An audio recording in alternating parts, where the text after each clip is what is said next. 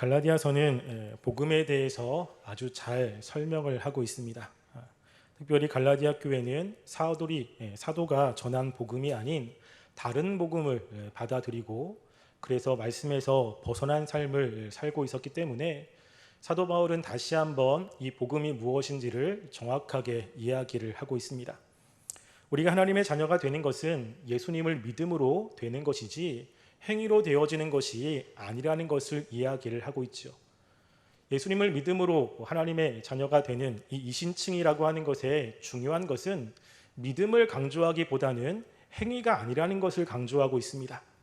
그래서 우리는 절대 우리의 행위로 하나님 앞에 의롭게 될 수 없음을 이야기를 하고 있는 것입니다. 그렇게 이 믿음에 대해서 강조를 하다가 우리가 5장부터는 또 이 믿음과 관련되어 있는 또 새로운 내용을 이야기를 하고 있습니다. 그 새로운 것은 바로 이 자유라고 하는 것입니다. 이 믿음과 자유는 긴밀하게 연관이 되어 있습니다. 5장 1절에 보면 사도 바울은 이렇게 이야기를 하죠. 그리스도께서 우리를 자유롭게 하려고 자유를 주셨으니 라고 이야기를 합니다. 예수님께서 우리에게 자유를 주시려고 자유롭게 했다는 것이죠. 예수님은 우리에게 자유를 주셨다라고 강력하게 이야기를 합니다.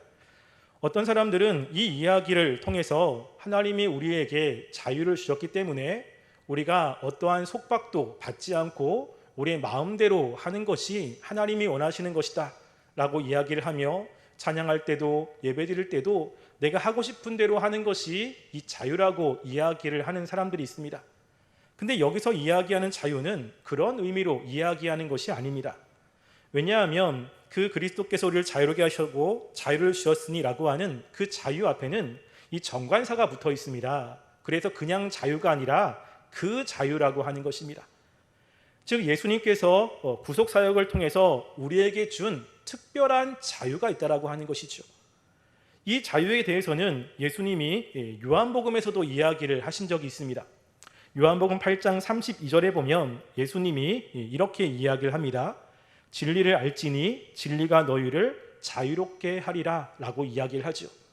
우리가 진리를 알게 된다면 이 진리는 우리를 자유롭게 한다라고 하는 것입니다. 그 자유가 무엇인지 사도 바울이 이 말씀을 통해서 이야기를 하고 있는데요. 실제로 우리가 예수님을 믿으면 그 믿음으로 자유함을 얻지만 우리가 하나님의 율법에 매여 있다면 이 자유를 누릴 수 없음을 이야기를 합니다. 실제로 이 갈라디아 교회에 이 유대인들이 들어와서 이 갈라디아 사람들이 누리는 이 자유를 속박하는 일이 있었음을 이 앞에 말씀을 통해서 이야기를 했습니다. 우리 갈라디아서 2장 4절 말씀을 한번 볼까요? 갈라디아서 2장 4절 말씀에 보면 이제 갈라디아 교회에 가만히 들어온 사람들이 있었습니다. 그 사람들이 어떻게 했는지를 이야기를 하는데요. 갈라디아 2장 4절 말씀 우리 함께 읽어보겠습니다. 이는 가만히 들어온 거짓 형제들 때문이라. 그들이 가만히 들어온 것은 그리스도 예수 안에서 우리가 가진 자유를 엿보고 우리를 종으로 삼고자 함이로다 라고 이야기를 합니다. 지금 예수님을 믿음으로 예수님께서 우리에게 자유를 주셨는데 이 유대인들이 갈라디아 교회에 들어와서 예수님이 주신 그 자유를 이제 구속하는 일이 있음을 이야기를 하고 있습니다. 그래서 우리가 예수님을 바로 믿는다면 지금 사도 바울이 이야기하는 이 자유를 우리가 누리게 되는 것입니다. 그럼 이 자유라고 하는 것은 이 바울이 정확하게 자유가 무엇인지에 대해서 명확하게 이야기하진 않습니다. 그렇지만 우리가 이 그리스도가 우리를 속량했다, 무엇으로부터 건졌다라고 하는 표현을 통해서 이 예수님이 우리에게 주신 이 자유가 무엇인지를 우리들에게 암시적으로 이야기를 합니다. 그 말씀 중에 하나는 갈라디아서 3장 13절 말씀에서 이야기를 하고 있는데요. 갈라디아서 3장 13절 말씀 제가 봉독해 드리겠습니다. 그리스도께서 우리를 위하여 저주를 받은 바 되사 율법의 저주에서 우리를 속량하셨으니 기록된 바 나무에 달린 자마다 저주 아래 있는 자라 하였음이라 라고 이야기를 하죠. 예수 그리스도께서 우리를 위해서 죽으심으로 우리를 율법의 저주에서 속량하셨다라고 하는 것입니다. 이제 율법의 저주로부터 자유롭게 했다라는 것을 이야기를 하고 있고요. 또 갈라디아서 4장 5절 말씀에도 이야기를 하고 있습니다. 갈라디아서 4장 5절 말씀에는 이렇게 기록되어 있습니다. 율법 아래에 있는 자들을 속량하시고 우리로 아들의 명분을 얻게 하심이라 라고 이야기하죠. 여기에서 보면 율법 아래에 있는 자들을 속량했다라고 이야기합니다. 즉 율법의 지배로부터 우리를 건져냈음을 이야기를 하고 있는 것입니다. 그래서 이제는 우리가 율법에 대해서 자유롭게 되는 것을 이야기를 하고 있는 거지요. 우리가 예수님을 믿음으로 이제 율법으로부터 자유롭게 됐습니다. 그 자유를 누려야 되는데 문제는 뭐냐면 그 당시 유대인들이 갈라디아 교회에 들어와서 이 갈라디아 교회 사람들이 누리고 있는 자유를 계속해서 억압하고 있다는 것입니다. 갈라디아 교회 사람들이 믿고 있는 믿음을 흔들어서 그 믿음에 온전히 서 있지 못하고 이 종의 멍에를 매게 하고 있음을 이야기를 하고 있죠. 그래서 이 바울은 5장 1절 하반절에 이렇게 이야기합니다. 그러므로 굳건하게 서서 다시는 종의 멍에를 매지 말라라고 이야기합니다. 갈라디아 교회 사람들은 사도 바울이 전한 그 복음에 굳건하게 계속 서 있어야 되는 것입니다. 그렇게 서 있지 못하고 그 자리에서 벗어나면 바로 이 종의 멍에를 메어서 삶이 힘들어짐을 이야기를 하고 있는 것이죠. 우리가 신앙생활에서도 이렇게 하나님을 믿는 믿음에서 벗어나게 만드는 사람들이 굉장히 많이 있습니다. 이런저런 이야기를 통해서 하나님을 온전히 붙잡지 못하게 하고 그 자리에서 벗어나게 만드는 것들이 우리 가운데 있습니다. 우리는 하나님이 주시는 자유 또 하나님이 주시는 그 풍성한 것들을 누리기를 원한다면 하나님이 말씀하신 그 말씀 앞에 굳건히 서는 것이 필요하다는 것입니다. 지금 이 갈라디아 교회 사람들에게서 굳건하게 서라고 하는 것은 바로 유대인들이 이야기하는 이 할례와 관련이 되어 있습니다. 그래서 지금 바울은 2절부터 시작해서 이들을 흔들게 만드는 것이 어떤 것인지 그리고 왜 흔들리면 안 되는지에 관해서 이제 설명을 하고 있습니다. 2절 보시면 이렇게 이야기를 하지요. 보라 나 바울은 너희에게 말하노니 라고 이야기를 합니다. 가장 먼저 사도 바울이 강조하는 것은 지금 이 말을 하고 있는 자신을 지금 강조하고 있습니다. 이렇게 강조하는 것은 사도 자신이 있는 사도 바울에게 있는 사도의 권위를 지금 갈라디아 교회 사람들에게 다시 한번 인식시키고 있는 것입니다. 예를 들어서 이런 것이죠. 가끔가다 제 딸 사랑이가 낮잠을 자지 않으면 굉장히 좀 흥분하는 때가 있습니다. 그러면 짜증도 많이 내고 제가 가가지고 뭐 해주려고 그러면 막 발길질을 합니다. 그럼 제가 사랑이한테 이렇게 이야기합니다. 사랑아, 아빠야 라고 이야기하는 거예요. 뭐죠? 지금 발길질하는 안 된다는 거죠. 지금 그렇게 하는 사람은 너 아빠한테 하는 거야. 아빠한테 그러면 안 되지 라고 하면서 이 아빠의 권위를 이렇게 은근히 이야기할 때 사랑아, 지금 아빠한테 뭐 하는 거야? 아빠야 라고 이야기합니다. 그것처럼 사도 바울이 지금 보라, 지금 나 바울이라고 자신을 이야기하는 것은 지금 이 바울이 가지고 있는 이 사도적인 권위를 다시 한번 고린도 교회, 갈라디아 교회 사람들에게 인지시키면서 지금 자신이 앞으로 하려고 하는 것에 대해서 집중하게 만들려고 하는 것입니다. 지금 바울이 이야기하는 내용은 이제 2절 하반절에 이런 것입니다. 너희가 만일 할례를 받으면 그리스도께서 너희에게 아무 유익이 없느니라 라고 하는 겁니다. 갈라디아 교회 사람들은 뭐 할례 받는 게 뭐가 그렇게 나쁜 거야? 그냥 할례도 받고 그리고 예수님을 믿어도 되는 거 아니야? 라고 생각할 수 있습니다. 근데 명확하게 사도 바울이 자신의 사도적 권위를 가지고서 이야기를 하기를 너희가 할례를 받으면 그리스도께서 너희에게 하신 것이 아무런 유익이 없다는 것입니다. 그냥 할례 뭐 이런 거 아무것도 아니야? 이런 차원의 문제가 아니라는 것이죠. 그래서 이 할례는 그리스도와의 관계를 끊게 만드는 정말로 위험한 것이라는 것을 이야기를 합니다.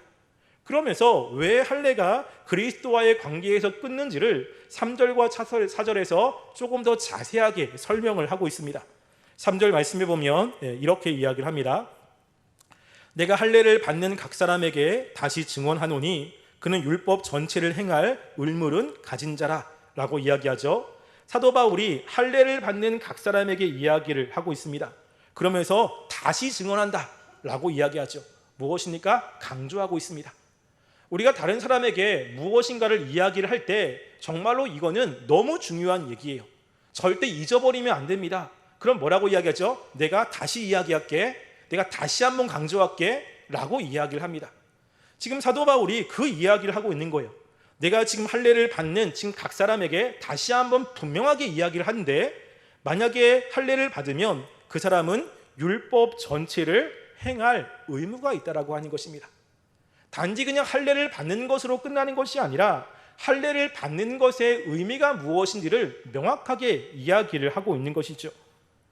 헤이스라고 하는 신학자는 이렇게 이야기를 했습니다. 이걸 가지고 만약 갈라디아인들이 할례를 받기로 결정한다면 그들은 경계선을 지나 율법이 점령하고 다스리는 땅으로 들어가는 것이다 라고 이야기합니다. 즉 뭐냐면 예수 그리스도 안에서 그 예수님의 통제를 받고 그 다스림을 받는 그 땅에서 이제는 율법이 통제하는 땅으로 넘어가는 것이다 라고 이야기를 하고 있는 것이죠. 그냥 단지 할례를 받고 마는 것이 아니라 그 할례를 받음으로 해서 이제는 하나님이 말씀하신 그 모든 율법의 말씀들을 다 지켜야 의롭게 되는 것으로 넘어가는 것을 이야기를 합니다. 유대인들이 할례를 받는 것은 그들의 문화이기 때문에 별 문제가 없습니다. 유대인이기 때문에 그들의 풍속 때문에 할례를 받는 거지요. 근데 이방인들이 할례를 받는 것은 단지 유대의 풍속을 따라서 하는 것이 아니라 할례를 받아야 하나님의 자녀가 되고 할례를 받아야 하나님 앞에 의롭게 된다라는 것을 믿음으로 고백하는 행위가 되는 것입니다. 그렇기 때문에 이 할례를 받는 그 즉시 하나님이 유대인들에게 이야기하는 모든 율법을 다 지켜야 의롭게 되는 사람이 되는 것을 이야기를 하고 있는 것이죠. 그 4절에는 조금 더 이렇게 이야기를 하고 있습니다. 율법 안에서 의롭다함을 얻으려고 하는 너희는 이라고 이야기하죠. 이 할례를 받는 것이 무엇을 의미한다고 이야기를 하고 있습니까? 그것은 율법 안에서 의롭게 함을 얻으려고, 즉 율법을 지킴으로 하나님 앞에 의롭게 된다라고 하는 것에, 그렇게 살려고 하는 것에 대한 상징이 바로 할례라는 것을 이야기를 하고 있습니다. 그런데 사도 바울은 이 갈라디아서 이 앞에서 무엇을 이야기를 했냐면요, 특별히 갈라디아서 3장 10절 말씀에 이런 말씀을 한 적이 있습니다. 갈라디아서 3장 10절 말씀 보면요, 제가 읽어드리겠습니다. 물은 율법 행위에 속한 자들은 저주 아래에 있나니 기록된 바 누구든지 율법책에 기록한 대로 모든 일을 항상 행하지 아니하는 자는 저주 아래에 있는 자라 하였음이라 라고 이야기합니다. 율법은 뭐라고 이야기하냐면 우리가 하나님 앞에 행위로 의롭게 되려고 한다면 하나님이 말씀하신 모든 율법을 100% 지켜야 된다라고 이야기를 하는 거예요. 만약에 율법의 말씀을 우리가 10가지를 지키고 2가지를 못 지켰다라고 한다면 2가지를 못 지킨 것 때문에 그 사람은 의롭게 될 수가 없습니다. 하나님이 율법을 100% 지켜야 은혜를 주시는 그런 것이라면 인간은 누구도 하나님의 은혜를 받을 수가 없습니다. 할례를 받는다라고 하는 것은 그냥 믿음도 있고 할례도 있고 그냥 덤으로 이렇게 할례를 받는 것이 아니라, 할례를 받는 것의 정말로 중요한 의미는 내가 이제 하나님 앞에 의롭게 되기 위해서 내가 노력해서 그 율법의 말씀을 다 지키겠습니다 라고 하는 것의 표현이 할례라고 이야기를 하는 거죠. 근데 인간이 하나님의 그 율법을 다 지킬 수 있습니까? 불가능하다는 거예요. 그렇기 때문에 이 할례를 받는 이거는 자신을 이제 하나님의 은혜와 축복을 받는 자리에서 하나님의 저주를 받는 자리로 자신을 옮기는 행위라고 이야기를 지금 하고 있는 것입니다. 왜냐하면 하나님 앞에서는 율법으로 의롭게 될 수 있는 사람이 아무도 없기 때문에 그렇습니다. 그러면서 지금 이 갈라디아 사람들이 이렇게 할례에 대해서 이야기를 하는데, 이제 사도 바울은 5절과 6절에서 이제 인칭의 변화를 시키면서 하나님, 예수님을 믿는 자신들에 대해서 이야기를 합니다. 우리 5절 말씀에 보면 이렇게 이야기를 하죠. 우리가 성령으로 믿음을 따라 의의 소망을 기다리노니 라고 이야기합니다. 3절과 4절에서는 너희들이라고 이야기를 했습니다. 즉 율법의 행위를 통해서 의롭게 되려고 이제 하려고 하는 갈라디아 교회 사람들을 이야기했다면, 이제 예수님을 온전히 믿고 있는 그 사람들인 우리를 대조해서 이야기를 하고 있습니다. 우리는 성령으로 믿음을 따라 의의 소망을 기다리노니 라고 이야기합니다. 여기서 강조하고 있는 단어가 뭐냐면요, 우리는 이라고 하는 것입니다. 너희들은 그렇지만 우리는 그렇지 않다라고 하는 거죠. 그러면서 바울과 함께 있는 이 사람들은 지금 갈라디아 교회 사람들과 다른 그 예수님을 믿음으로 의롭게 되는 것을 붙잡고 있음을 이야기를 하고 있습니다. 이렇게 된 것은 자신들의 노력에 의해서가 아니라 이제 중요하게 이야기되는 성령으로 이제 믿음을 따라서라고 하는 겁니다. 이 믿음을 이제 성령님이 주셨다는 것을 강조하면서 이야기를 하고 있죠. 그러면서 6절 말씀에 이렇게 이야기를 합니다. 그리스도 예수 안에서 할례나 무할례나 효력이 없으되 사랑으로서 역사하는 믿음뿐이니라 라고 이야기를 하죠. 그리스도 안에서 중요한 것은 우리가 할례를 받았느냐 아니면 받지 않았느냐, 이거는 중요하지 않다라고 하는 것입니다. 무엇인가를 행하는 것은 중요하지 않고 정말로 중요한 것은 바로 성령님이 주시는 믿음이라고 하는 것이죠. 근데 믿음을 표현할 때 믿음을 수식하는 것이 이겁니다. 무엇이냐면 사랑으로서 역사하는 믿음뿐이다 라고 이야기합니다. 지금 사도 바울은 그냥 믿음을 이야기하지 않고요, 우리가 성령님이 주신 믿음이 우리 가운데 있었을 때 그 믿음으로 나타나는 모습이 어떠한 모습인지에 대해서도 설명을 하고 있습니다. 왜냐하면 그 당시에 예수님을 믿는다고 이야기하지만 실제로 하나님이 주신 믿음이 아니라 자의적으로 그냥 나는 예수님을 믿는다라고 고백하는 사람이 있기 때문에 정말로 하나님이 주신 믿음의 특징을 이야기를 하고 있습니다. 그것은 바로 사랑으로 역사하는 믿음이라고 하는 것입니다. 이 사랑으로 역사하는 믿음이라고 하는 이 말씀은 그 초대교회 아우구스투스 때부터 굉장한 논란의 중심이었습니다. 종교개혁 당시와 그 후에도 이 표현은 굉장한 뜨거운 주제였습니다. 왜냐하면 이 문구에서 나오는 사랑이라는 것은 그 행위의 줄임말이라고 생각을 했어요. 그래서 이 믿음은 사랑, 즉 행위와 믿음과의 관계에 대해서 이제 사람들이 집중하게 된 것입니다. 그래서 가톨릭 교회에 있는 그런 사람들은 뭐라고 이야기냐면, 우리가 열심히 사랑을 하면 그 사랑을 기반으로 믿음이 생기는 것이다. 그래서 그 사랑을 열심히 표현하면 그 사람이 믿음이 있는 것으로 우리가 보여진다 라고 이야기를 했습니다. 근데 개신교에서는 뭐냐면, 하나님이 우리에게 믿음을 주시면 그 믿음은 우리의 삶에 사랑이라는 것을 이렇게 표현할 수 있도록, 사랑의 삶을 살도록 역사하신다 라고 이야기를 한 거지요. 카톨릭에서는 저 사람이 사랑이 있는 걸 보니까 믿음이 있다 라고 표현한 거고요, 개신교에서는 믿음이 들어가면 자연적으로 사랑이라는 것이 나타나게 된다라고 이야기를 하고 있는 것입니다. 이것에 대해서 마틴 루터는 이렇게 이야기했습니다.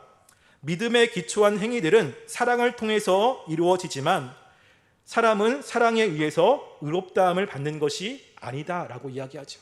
무엇입니까? 우리가 사랑을 해야만 의롭게 되는 것은 행위를 강조하는 것입니다. 지금 사도 바울이 여기서 이야기하는 것은 행위를 배제한 믿음에 관한 이야기를 하고 있는 거죠. 그러니까 우리가 사랑을 계속해서 해야 믿음이 생기는 것이 아니라, 우리가 하나님이 주신 믿음이 있다면 믿음 있는 사람들에게 나오는 모습이 무엇이냐면 사랑의 모습이 나온다라는 것을 이야기를 하고 있다는 것입니다. 그래서 지금 여기서 사랑으로 역사하는 믿음이라는 것도, 하나님이 주시는 그 믿음이 우리 가운데 있다면 그 믿음은 우리의 삶 가운데 사랑이라고 하는 것으로 우리의 삶을 이끈다라는 것을 이야기를 하고 있다는 것입니다. 여기서 중요하게 얘기하는 것은 행위를 중요하게 여기는 것이 아닙니다. 믿음이 그렇게 사람들의 삶을 바꾼다는 것에 강조점이 있다는 것이죠.